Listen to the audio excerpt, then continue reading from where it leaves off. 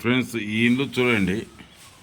ఈ ఇండ్లు వాయువ్యం పెరిగి ఈ ఆగ్నేయం పెరిగి ఈశాన్యం మాత్రమే ఖాళీ ఉంది. ఇది వాయువ్యం బ్లాక్ అంటే ఉత్తరం వీధి పశ్చిమం వీధి కలిగిన స్థలం. ఇది వాయువ్యం బ్లాక్ అంటారు. ఫ్రెండ్స్, ఈ ఇండ్లు చూడండి, పశ్చిమం ఉత్తరం కలిసిన వీధి కలిగిన వాయువ్యం బ్లాక్. ఈ బ్లాక్లో చాలామంది మానసికంగా ప్రశాంతంగా ఉండరు.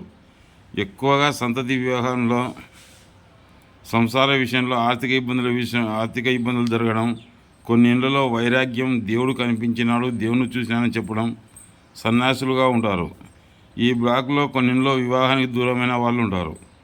ఇక్కడ ఉన్న ఇళ్ళు ఉత్తరం పశ్చిమం వీధి కలిగిన ఇళ్ళు, అంటే ఉత్తరం బజారు పశ్చిమం బజారు వీధి కలిగిన ఇళ్ళు. ఆ ఇంట్లో ఆగ్నేయంలో ఒక రూము, వాయువ్యంలో ఒక రూము ఉండి, వాయువు ఆగ్నేయాలు పెరిగి ఈశాన్యం మాత్రం ఖాళీ స్థలం ఎల్లాకారంలో ఉంది. దాని ఫలితంగా ఆ యజమానికి ఒక కుమారుడు ఉన్నాడు, 3 కూతుర్లు ఉన్నారు. అయితే ఆ యజమాని కుమారుడు ఒక అమ్మాయిని ప్రేమించి పెళ్లి చేసుకుంటారని చెప్పి ఆ అమ్మాయితో పెద్ద మొత్తం డబ్బు తీసుకొని ఆ అమ్మాయిని వాడుకొని వదిలేసి ఒక పెద్ద బైబిల్ తీసుకుని చర్చిలో ఉంటాడు.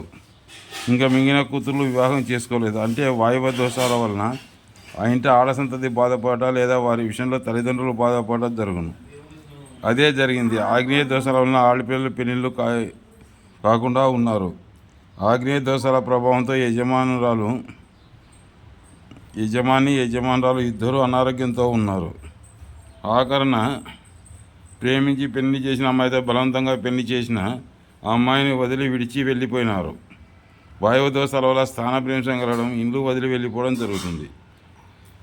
ఇండ్లు కుటుంబం చిన్న భిన్నమయ్యి అయినది. వాయువ ఆగ్నేయ దోషాల వలన వాళ్ళు చేసేది వాళ్ళకే మంచిగా ఉంటుంది, అందరూ చెప్పేది వాళ్ళకు చెడ్డగా అనిపిస్తుంది.